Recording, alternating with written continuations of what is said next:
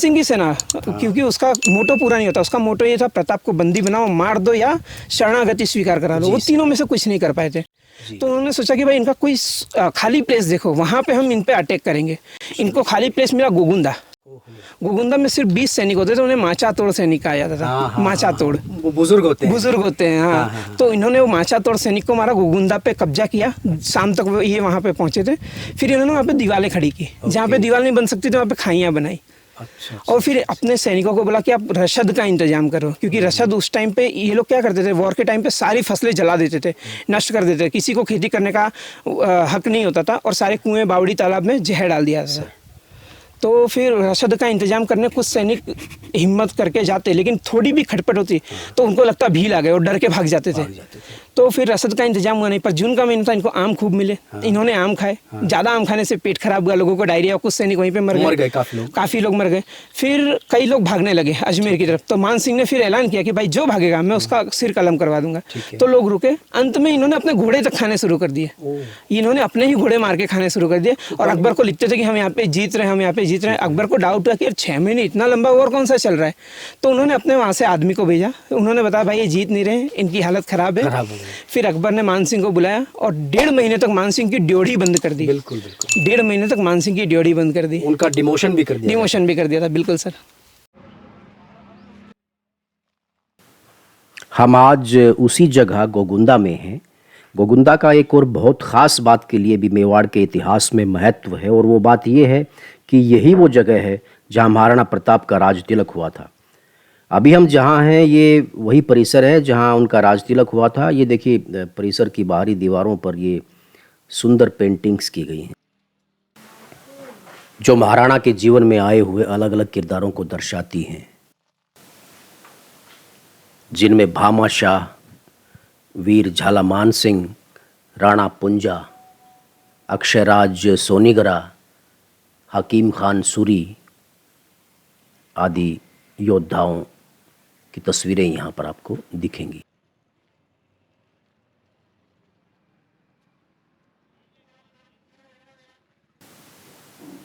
और ये खुद महाराणा प्रताप की तस्वीर आप देख रहे हैं।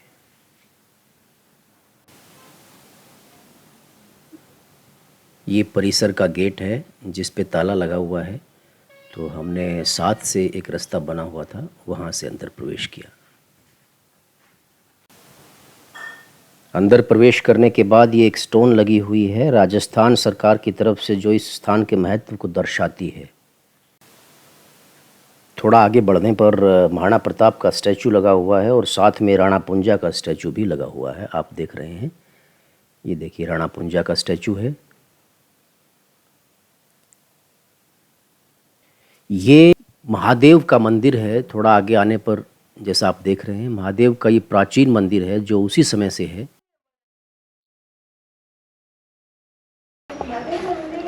1572 ईस्वी में महाराणा उदय सिंह जी ने अपनी राजधानी गोगुंदा में बनाई, और उनकी मृत्यु के बाद महाराणा प्रताप का राज तिलक गोगुंदा में ही किया गया। यही वो जगह है जहाँ पर उनका राज तिलक हुआ। ये देखिए, ये जो आप मेरे पीछे देख रहे हैं ये छतरी, यही वो जगह है जहाँ महाराणा का राज तिलक हुआ।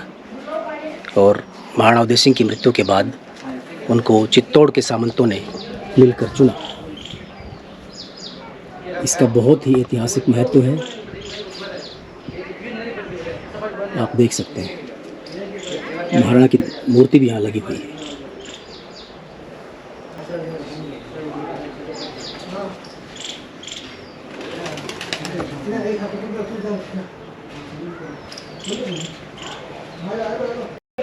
और इसके पास में एक बावड़ी बनी हुई है जो कि प्राचीन है, और उस समय भी ये बावड़ी मौजूद थी।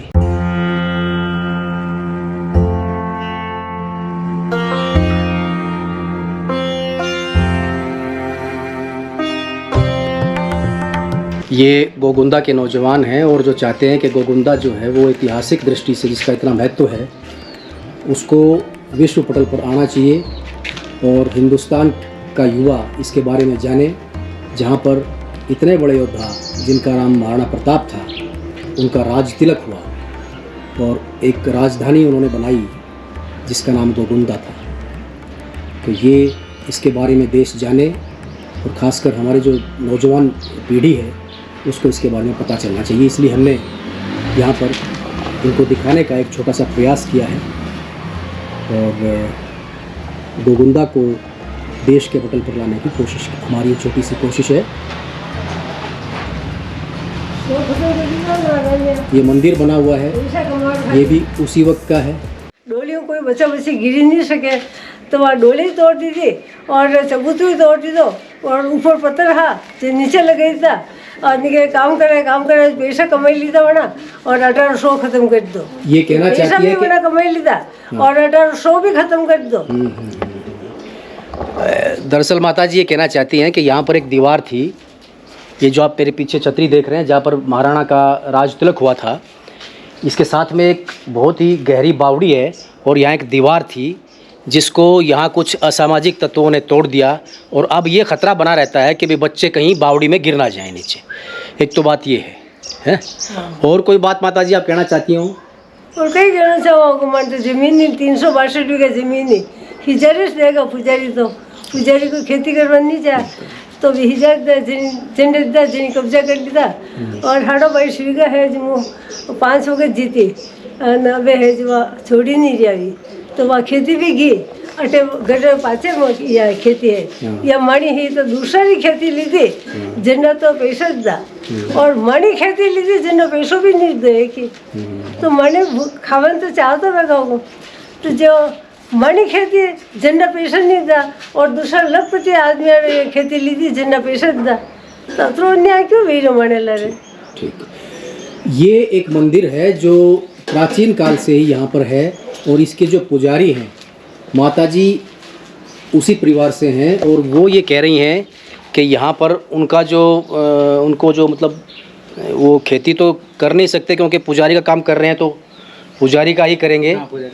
तो इनके लिए कुछ सरकार करे ऐसा चाहती है ना? हाँ बिल्कुल ऐसा कह रही है ना कि भाई सरकार इनके लिए कुछ करे और ये जो मंदिर है ये जो प्राचीन धरोहर है इसको बचाने के लिए इनका भी एक बहुत बड़ा योगदान है।